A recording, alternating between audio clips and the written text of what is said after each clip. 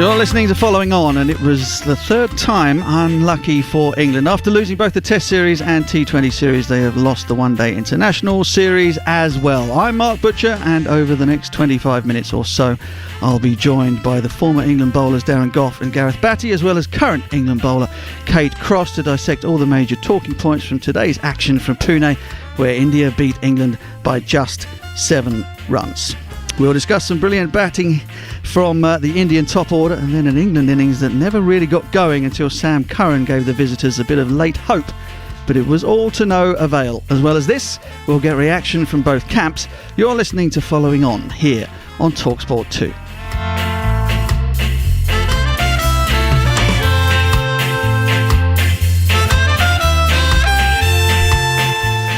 Yes, very warm welcome to Darren Gough, Gareth Batty and Kate Cross, last but certainly not least. What a game. All three of you bowlers, you all lament the fact that the pitches are too small and pitches are too good, the boundaries are too small, the balls don't do anything, but it was the bowlers that won that one for India, would you say? Well, fantastic game of cricket, a great advert for 50 over cricket. People say it's dying, but this game, I absolutely adore it. I think it's a magnificent test of your skill over 50 overs. We've seen some magnificent cricket, whether it be from India with a batting, from Rishabh Pant striking the ball, from Hardik Pandya, and then we've just seen an absolute spectacle from Sam Curran with a bat, coming in when England basically were out of the game, and Sam Curran has taken the Indian bowlers to the cleaners. Unfortunately, just when it counted, those last 2 overs, he just lost his rhythm. Some excellent bowling from Indians' deaf bowlers, but what a magnificent game of cricket. Yeah, was quite brilliant. So there are two schools of thought playing off against one another. Communism and capitalism, if you like. The England method of go hard from the top and blitz down whatever there is in front of you. The Indian method of playing a little bit more conservative, keeping wickets in hand. That's that method that seems to have won out on Indian pitches in Indian conditions.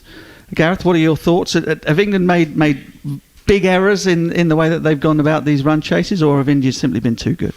No, I think you add in some different personnel. We sort of spoke off air that you chuck Joe Root into that team to give you a bit of stability in the chases. Wow, they can chase down anything, because the striking capabilities of England are phenomenal, and they're probably in the top 3, probably outgun India. As a player, you want to be more the way that India played, because you feel like you're going to be more consistent. But if I'm watching it, I want to watch England every single day of the week. It's amazing. Saying that though, Bat, so you put Joe Root into it. I totally agree. It makes England better. But you also put Jadeja and Bumrah into the Indian side, and even Shami, and it becomes a totally different game again. Yeah, but we chuck Archer in as well, don't we? So we sort of nullify a couple of their boys with the ball. With Archer, he's world class. He gets in any team. Root, world class. No, I mean it's mouth-watering, isn't it? That these two teams play against each other with a full complement. Wow. I mean, we're going to have one. This has been an amazing series, but just imagine that. I mean, that's even better, isn't it? Kate, the bowlers, I think, came out of this game with top billing, over and above the batsmen. How do you see it? Yeah, I'm not too sure. I think, going back to your earlier question, I think India, the batsmen set the game up for them. I think the way Rishabh Pant batted. We spoke a little bit about the intent that India didn't show in the first 2 one-dayers in their first 10, but that was kind of counteracted today by Sharma and Dhawan, I thought. But then, actually, they said at half-time that it was down to the loose bowling from the England boys. So, I think I was on commentary with 15 overs to go in that game, and I thought that was India's to lose. And at that point, they nearly did. You know, they dropped 3 pretty simple catches. So yeah, I think there was a bit of sloppy cricket in there, but I think Sam Curran, I feel sorry for him that he didn't manage to get England over the line, because he certainly deserved to, but I think it was more the batters today. Do you think 4 for 67 for Thakur, 3 for 42 from Bhuvaneshwar Kumar in a game where over 650 runs were scored? Yeah, but saying that, I thought Thakur was absolutely superb, and he has been throughout the series with the ball, by the way. He's variation, but one player he's found it difficult to bowl against has been Sam Curran in this one-day series, and his over gave England a big chance to get back into the game. That final over of his where he went for 3 boundaries, didn't he? 4 boundaries that put England then favourites to win the game. It was only the last 2 overs really where India got on top of it. But what a fantastic game. And when it comes down to nerves, the nerves shown there by India's fielders, it just goes to show we all get nervous on a Saturday, club cricketers, but it just shows it happens at international level as well. Yeah, I mean, you imagine if there'd been a crowd in, there's nobody there in the stands, and players are still feeling the tension, feeling the heat. A man who very rarely feels any sort of tension, or at least outwardly anyway, is England's stand-in captain, Jos Buttler, who's joining us. Jos, thank you very much for your time. Can you hear me out there? I can, yes. How you doing? Yeah, not so bad. One heck of a one-day international. Unfortunately, England didn't quite have enough to get over the line. How did you see today? Yeah, obviously disappointed there not to get over the line, but they took a fantastic innings from Sam Curran to get us to close. A great game. I thought there was some mistakes made on both sides really throughout the game. I think to start with the ball, we let India get away a little bit and dragged it back. They got away from us again, and then we dragged it back well at the end, and we were quite comfortable chasing that score. Obviously, the last few games we've seen that sort of be about a par score, and we just never quite got the big partnerships going in the chase. We had some soft dismissals and lost some wickets when we were threatening to get partnerships going, but and it took an outstanding effort from a very talented young man to take it so close. Yeah, we'll get more on Sam Curran from you in a second. Just can you fill us in on the situation with yourselves in the field when India were 157 for 4? Was Mark Wood was off the field then? Was there an issue with Mark being able to bowl, because it seemed as though that might have been an ideal time perhaps to try and go for the kill when Hardik came to the crease to join Rishabh Pant? Yeah, obviously it's been incredibly hot here, and Mark Wood had been feeling a bit unwell. He'd spent some time off the field, and then he couldn't bowl for however long he'd been off for. So of course we'd have loved to have brought Woody back earlier. I thought we pegged them back well after the start they got with those wickets with the spinners, and then they Pant and Pandya played well again, and then we dragged it back again at the end. So Mark Wood bowled fantastically well, and it's a shame we couldn't get him to bowl earlier. Yes. Yeah, sorry, it was difficult to sort of know exactly what was happening from back here, but we surmised that might be the case, but it was just good to get it from the horse's mouth, as it were. So 329 at the halfway point. As you rightly said, you guys chased down the target 2 days ago with plenty of overs to spare. There must have been a thought, pitch is a good one. We've got a very, very good chance of doing the same thing again. Yeah, absolutely. We're very confident in chasing that score down, and actually throughout the whole chase, even though we lost all those wickets, the run rate was never really going to be the issue. So we had some soft dismissals, I think, when we look back, and some poor. Made some poor mistakes really when we were threatening to get partnerships going, and that's always going to hurt you in these games. But outstanding effort from Sam Curran to show that maturity and skill. We're all very proud of him, and it's a shame that he couldn't quite get us over the line in that last over. Where does Sam sit now in the pecking order? I mean, obviously, both teams have not been at absolute full strength throughout the course of this series. Sam is somebody who perhaps has not really had much of a run in one-day international cricket. Is he somebody that you're thinking, well, this is another great addition to the squad, or does it look as though he might find himself with one of the permanent shirts in your side? Yeah, that's probably questions for the coach and the captain full time. But he's done himself no harm, has he? I think throughout this tour, there's been opportunities for guys. There's a few guys who aren't here in this squad, so that's given opportunities to some others, and they've come in and done really well, and will have gained valuable experience. It's been a big plus of the one-day cricket in England to expand the pool of players who are capable of playing at this level, and Sam will have gained huge amounts of experience from playing in that, and obviously looking forward to the IPL. We've got a lot of guys who will gain big experience from that, so the more we can expand that talent pool, the more competition for places there is in the side, that should push the levels of our performance higher and higher. Great stuff, Jos. Thank you for talking to us. Get some rest before the IPL starts. I guess you're not coming back, are you? No, I'm not. Thanks, guys. Enjoy. No worries. Thank you. Okay, Jos Buttler there, England's stand-in captain. after the end of a pulsating ODI series in the ICC Men's World Cup Super League, which India have won 2-1. Gentlemen, where are we with the players that are perhaps peripheral to England's 50-over side? We've had a couple of looks at Reece Topley. Sam Curran obviously has done himself no end of good whatsoever. Liam Livingstone is another name who has thrown his hat in the ring. All three have attributes that Eoin Morgan and the England 50-over team like. Who for you has really sort of furthered their cause? Well, Sam Curran, for me. I mean, I think the rest of it, we just talked about after the second one day, we have Wokes, Archer, Wood. I think they're the preferred three seamers in my book. And then you got Moeen Ali and Rashid. So there's your five bowlers. Obviously you got Ben Stokes, who's your all-rounder. But now Sam Curran, I would say, he's definitely cemented his place in the squad, 100%. He's probably gone ahead of his brother, 100%. But after that innings, I'm finding it very difficult. I leave him out because he's proven under pressure, bowling at some of the best batsmen in the world, and that's Rohit Sharma and Shikhar Dhawan and Virat Kohli. But he can do a job for England with the new ball as well. Even in Indian conditions, the ball swung around. He made the ball swing. He's got good slow ball. And as I said, I've seen this kid play in one-day cricket for Surrey, and I've seen him in the IPL, and he is good at bowling at the death. He can bowl over the wicket, he can bowl round the wicket, he can reverse it, he's got a good slower ball, he's quicker than you think as well at times. So he's got all the attributes to be an absolutely fantastic cricketer for many, many years. And the more experience he gets, IPL last year did him the world of good. To be backed by Chennai Super Kings, a team that are always in the finals, and open the batting and opening the bowling. Wow, you're saying that to a young kid, there you go, mate. You're opening the batting and opening the bowling. They must rate you.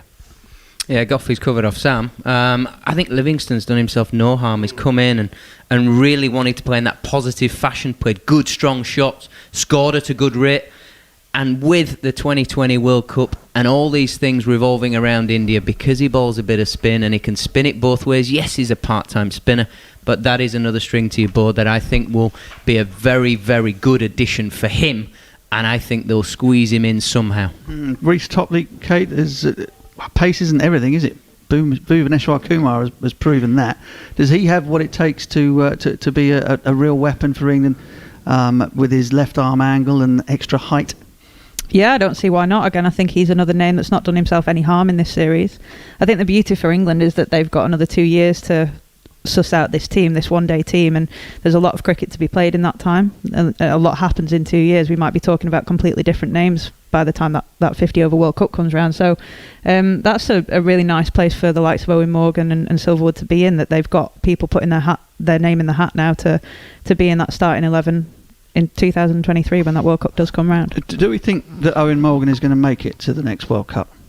I think he wants to, doesn't he? There's no indication that he wouldn't, whatever capacity he is there in that. Maybe, I don't know whether he does go into more of a coaching role. I've not heard anything to suggest that he wouldn't want to be playing in that World Cup, and he does seem to be the real cement that this team is growing around, isn't it? So I think the fact that he's not been involved in the last two games is also a confidence booster for England, that they won that game without him in the second ODI, and they came close today. So it's not always the Eoin Morgan show. For sure. I just wonder, because there were rumblings that he might think about giving it away after winning the World Cup at home in 2019. He then sort of looked at the calendar and went, well, you know what, I fancy making us T20 international champions as well. If that doesn't go the way that England want and he wants, do you think that perhaps there's a chance that Jos Buttler might be the captain for the next half of the cycle to the 50-over World Cup? Or do you think Eoin has the desire and the fitness to see it through? I mean, would he be 36 by then? I can still see Eoin playing T20 cricket for a while, and I think he's still got a big part to play in that, the way he plays, the way he captains. The 50 over, I don't think he'd be that big a miss. He's a fantastic captain, a fantastic player, but you look at the talent we have got now in that form of the game, and what is it, 2 years away, the next World Cup? I just think T20 is still got a massive part to play. 50 over, it's down to him. If he thinks he can keep motivated, if he thinks he can keep fit and play to it, so be it, because he's got the right to call it when it's time to go, hasn't he? I mean, what a fantastic record he's got as England captain, as an England player. Yeah, and I think it was a couple of years ago we were in Sri Lanka and the vultures were circling saying, is Eoin Morgan, is he gone as a player, blah, blah. I've seen nothing but him get better in the last 2 years. I think he's taken all his experiences and he's thrown caution to the wind, and he's gone back to playing as he did when he burst onto the scene. And I think as an older, ageing player, you do that, you become even more valuable, because all the experience you've built up over years, then you put into practice with a bit of the sort of initial crash bang wallop that youngsters have. You marry that up with some intelligence and a bit more know-how. Wow, that becomes incredibly valuable. Plus, is for me the best England captain I've ever seen. Yeah. Well, I certainly wouldn't argue with any of that. It's just whether or not 2 years is a long time when you're in your or getting towards your mid-30s, as all of us but Kate know. Anyway, we'll park that for now. Ben Stokes at number 3. I mean, it seems churlish to ask this question, really, because we know the answer. Joe Root's going to come back and bat at number 3.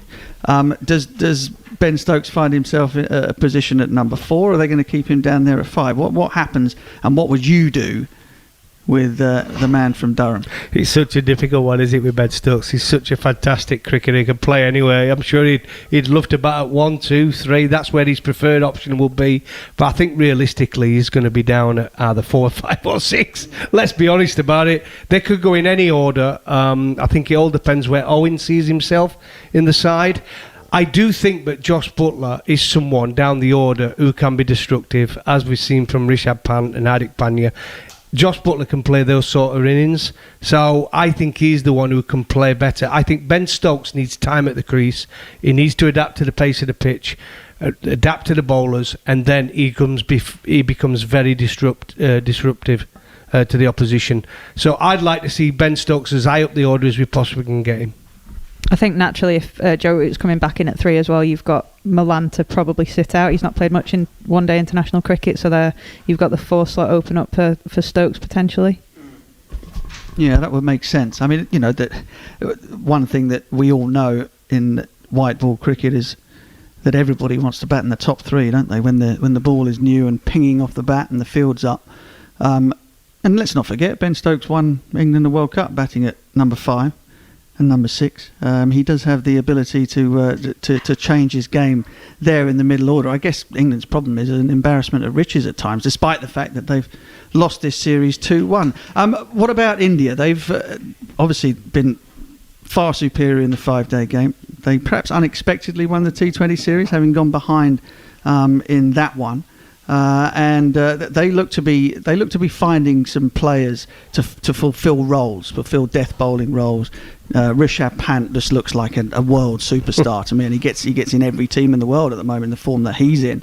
They are going to be a real handful at home in that T20 World Cup, aren't they? Absolutely, Butch. And I think what I've been impressed by India in this whole white ball series is, but they have not been afraid to give their younger players a chance. They've backed them, they've put them right in at the deep end under pressure against the best team in the world, that is England, in white ball, and they've delivered by beating England in the T20 series and the 50-over series. No matter who he's brought in, they've delivered. And it's going to be some pick, isn't it, to pick their starting 11 and where they go. Because, like I said, Jadeja's to come back, I think Bumrah's to come back, and I think Shami's to come back, who all could play a part for them in 20 overs or 50 overs. So, but what it has done, it's created competition for India, as well as we've got competition for England, and that's what keeps everyone on their toes. And that's why, come October in that World Cup, it's going to be an absolute belter, because I can't pick a winner. I don't know about you, I cannot pick a winner. I think the big thing is there ain't many teams around the world that have the situation that England and India have, where they're still unsure of what even squad they're going to go with, let alone the starting 11. Most of the teams, you're within sort of 12 or 13 that are going to get picked, and then you're 14, 15, 16 in the squad. It's kind of like, well, we'll get them in somehow. There's no real dramas there, because these are the 12 or 13 that are going to win it for us. England and India, we've seen in this 2020 series and the ODI series, it's probably about 16, 17, 18 where you're saying, well, hang on a minute, what about the argument for this guy and the argument for this guy? And you could give a feasible argument. If we were sat over the river there in the House of Commons, it'd go on for days and days and days, the argument of who you'd be picking. Well, they need to pay us better expenses, surely. Kate, I mean, the Indian squad that again has been shown over the course of England's tour to have players that can step in. Jadeja hasn't bowled a ball or lifted a bat, hasn't walked across the rope in this series, and they barely missed him. The strength coming out of that country at the moment is pretty frightening for the rest of the world, isn't it? Yeah, absolutely. And what Bats was just saying there, it creates headaches, doesn't it? And I don't know whether, as a selector, I'd want those headaches. Sometimes it's easier if you have got your 11 or 12 that you know are going to be set to play. But I guess it gives you the luxury of being able to pick on form when it gets a bit closer to it. We've still got the IPL. We spoke a lot about that. There's 2 months of cricket for people to play. Things happen, like I said, injuries happen. But yeah, it's a great position really for India to be in, and they've really excited me in this series and the T20 series actually. Giving some young lads some. Well, we say young. Then we were talking about Suryakumar Yadav as a young lad, and he's a 29, 30-year-old who's just come in and not got much experience. But yeah, it's just been great to see, and it's been a brilliant series, and one that we've probably really needed with the state of the world at the minute. I know we talk about how luxurious it is to have live sport on, but it's just been great to watch, hasn't it? And the fact that it went down to the last over of the final game just summed up the series for me, and it was great to be a part of.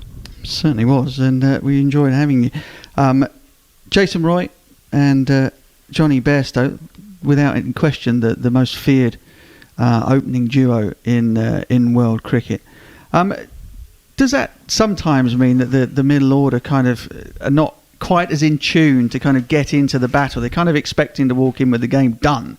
Does that create a bit of a danger for England's middle order, that they're expecting the whole thing to be over and done with because Johnny and Jason will take care of it all for us? I don't think it does when Joe Root's in the lineup. I think that just breaks it up a little bit. I think Johnny Bairstow and Jason Roy are going to be feared around the world without a doubt. But then if you have Joe Root coming at 3, and then you've got the luxury of Stokes and Buttler and Morgan, and then whoever comes next, I mean, it's just a lottery, is it? Whether it be Livingston, whether it be Billings, whether it be Sam Curran, whether it be Wokes. I mean, it just goes on and on and on. But I think Joe Root just knits that team together. But those two are definitely feared.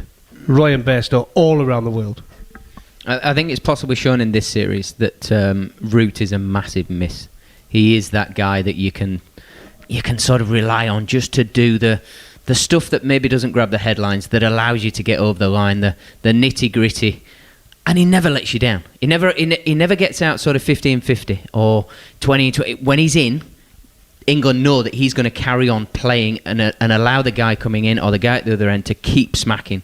He is the Kohli, the Williamson, the Smith. The very best teams around the world have that quality, absolute quality above anything that allows some of the modern way of playing, the modern thought process to actually come out possibly. It's ironic, isn't it? Because when he plays, he doesn't get the headlines, but now he's not playing, he's getting all the headlines because he's not playing. Hey, spot on, Kerry, because do you know something? I can see it 50 overs, he's 100% missed. I don't think there's even a question mark in my book. I've always said it. T20, I'd still like to see him in it, but you can now see with the talent we've got, you could possibly see him not getting picked in that T20 side, which would be, we'd all be going, wow, we're leaving one of the best players in the world out. But they could cope without him in the T20, although I'd like to see him in it. But 50 overs, I think it's vital that he plays and knits that side together. And I think, sorry, Butch, one more thing. I think when you're then talking about Eoin Morgan missing out, I think he is quite a similar player in that respect. He's very good at reading the game situations, and both of the Root and the Morgans for me, they put their egos aside a lot of the time and they play cricket based on what is in front of them, and they don't get the headlines like we said, and it's not massively flary innings that we're watching for days on YouTube and stuff, but they are the real key parts of that team that will get missed when they're not there for long periods of time. Yep, Sam Curran has just picked up the Player of the Match award for his 96 not out in that valiant run chase towards the back end of England's innings. It's interesting you mentioned Eoin Morgan and Joe Root. I mean, Goffey, I think that if I'm picking a team for a T20 World Cup, particularly in Indian conditions, if Joe Root's not in the squad, I'm very, very unhappy. Oh, I am too. I'm just saying, but I want him in 100% Joe Root, but I can see, but we have got enough talent and guys who want to bat up there, like your Ben Stokes, who's ended up in a position at number 6 where we're not getting the best out of him. So it's just such a difficult choice, isn't it? And it's what you go for. It's what Eoin Morgan goes for. 50 overs is 100% in the team. I think it's down to Eoin Morgan whether he plays in T20 or not. It's whether he thinks he has Stokes at 3 or he goes for Root at 3. Interesting. Johnny Bairstow has been nominated Man of the series, let's hear from him. 2 or 3 overs, all of a sudden the game is even further in front than what we should have been. Didn't have the best of Test series, but it takes a lot of mental strength to come back in whatever format it be to score the way you did in the other formats. Yeah, obviously we know how difficult it is over in India. I wasn't the only one not to have scored a lot of runs in the Test series, but like you say, to come back and strike the white ball in 2 different roles was really pleasing for myself. And like Sammy mentioned, to now going into the IPL, it's to have a lot of confidence and hopefully lead on from there. You've been batting outside the crease when Bhuvaneshwar Kumar has bowled, and today he brought the keeper up. What did that make you do? What were the thoughts there? To be really honest with you, obviously we know Bhuvi's skills. I think going outside off stump is a better way of counteracting that. I think if he's bowling in swing and then it's got to hit you pretty much perfectly inside in line to then go forward. And we've had a bit of a conversation about it, and obviously we play together at Sunrisers. So no, I'll be facing him in the nets plenty more. Don't worry about that. About the late order hitting from Sam Curran, the way he batted, what were your guys' thoughts there in the dressing room? It was special. It was special, wasn't it? I mean, to show the maturity that he did, to take the game so deep, and then obviously you mentioned about the hitting was really special. But I'm sure he'll be as good as anyone because. He's played out of his skin there, and we know the quality and talent that Sammy has, and everyone up there had an immense amount of belief that he was going to get over the line. But obviously credit to Natu for nailing his Yorkers in that last over. He's one more guy who you will be playing with. Did he actually send a message through the dugout that this is exactly what he's going to try, because it was Sam who was going to be facing him? I think everyone knows what Natu does at the death.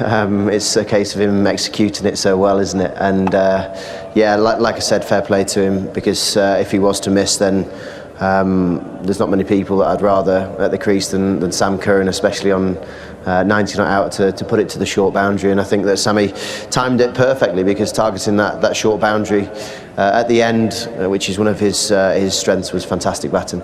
Well done on the man of the series. Cheers. And see you soon in the IPL. Cheers, thank you very much. Thank you, Johnny. So England take man of the match for a decider that they've lost, and Johnny Bairstow man of the series for a series that they've lost. Can you work that out? How does Shardul Thakur not get in there for a shout at man of the series? I think that was something special though from Sam Curran today. I know they're on the losing side, but what an unbelievable innings that! And I know they lost, but man of the series, Johnny Bairstow. I think Johnny Bairstow with the 2-1. runs he scored. Yeah, but it's a strange one. Listen, but he always goes to a batter though, doesn't he? But you should know that from years and years of it.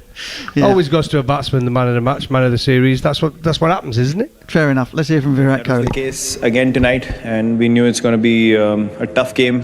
England's not going to throw in the towel at any stage, and that's exactly what we saw in the end. I think Sam played a really good innings to keep them in the hunt, but I think our bowlers kept taking wickets at the right periods during the second innings, and made sure that we put enough pressure on them, and eventually got into a situation where they had to get across the line. Before that, it was the other way around, where we had to finish the game. So the mindset shifted very quickly in the last couple of overs, and I think Hardik and Nattu were brilliant to finish it off. You're always a very expressive captain. You wear your emotions on your sleeve. With those catches and the way the fielding was happening, was it disappointing for you, because you set very high standards? Yeah, look, it's most disappointing for the guy who drops the catch. It's a thing to understand that everyone wants to do the best out there on the field. As much as you get disappointed, you accept that this is a part of cricket. Catches do get put down. Sometimes they cost you, sometimes they don't. But I don't think as individuals anyone's putting less effort on the field. There's no lack of intent. So that's all you want as a captain. I think our body language was outstanding tonight, and we put the opposition under pressure through the innings, and eventually ended up crossing the line, which is the most important thing. Bhuvaneshwar Kumar up top for you. He's always been a bank. But Shardul Thakur, he's coming out as this new person to go to as a captain. Yeah, I mean, I'm quite surprised that he wasn't the man of the match today, to be honest. 4 wickets for 65 odd in 10 overs, and picking up and scoring 30 off 20 balls. And Bhuvi, again, a big contender for man of the series as well. Picking up 6 wickets at an economy of under 6 on these kind of pitches. For me, it's a no-brainer, and I think these two guys were the difference during those middle overs and with the new ball as well. So, yeah, I think they were outstanding, and a lot of credit goes to them for the series win. Any takeaways apart from these two, from this series and the entire series per se? Anyone whom you have handed a debut or who's come in has done really well? Well, Prasidh was very impressive. Curran was very impressive in his first game. But I think the most pleasing thing was the depth of our batting. Even though we lost a couple of wickets early or through the middle overs, we still ended up getting big scores, which is a great sign for Indian cricket. And if the top three can contribute like we have in the past, get a big 100, then we'll probably get to those 370s and 380s pretty soon as well. So very exciting times ahead for us. Yeah, it's about holding composure, isn't it, in nerve-wracking moments. And we mentioned that at the toss as well, the tenacity. I think that is something which has stood out every time India has been pushed back. Yes, it has. It's been an amazing season for us, and we wanted to finish on a high. This tour has been especially sweet and pleasing because we won every series, and that's something that you want to do against a top team in the world. So we take away a lot from this season, go into the IPL again, an opportunity to play some expressive cricket, enjoy a couple of months, and then back again on the road with this group of amazing guys. And it's been an amazing season and great way to finish it off. Obviously, you go into another bubble, which is the IPL bubble, but a bit of a respite for the support staff who take a break now.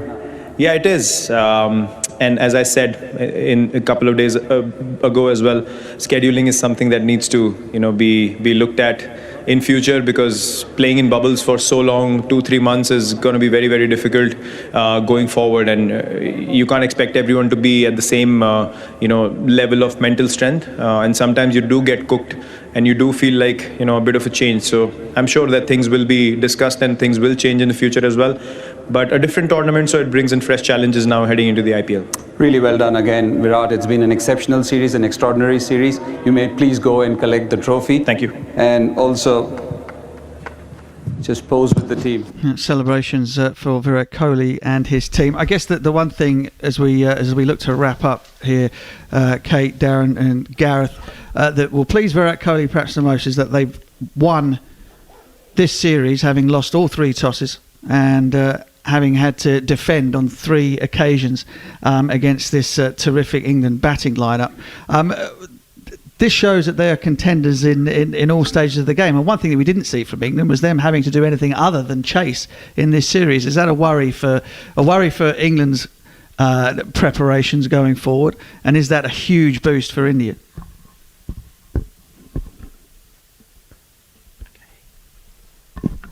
We didn't hear a word of that, Butch. We've lost all sound.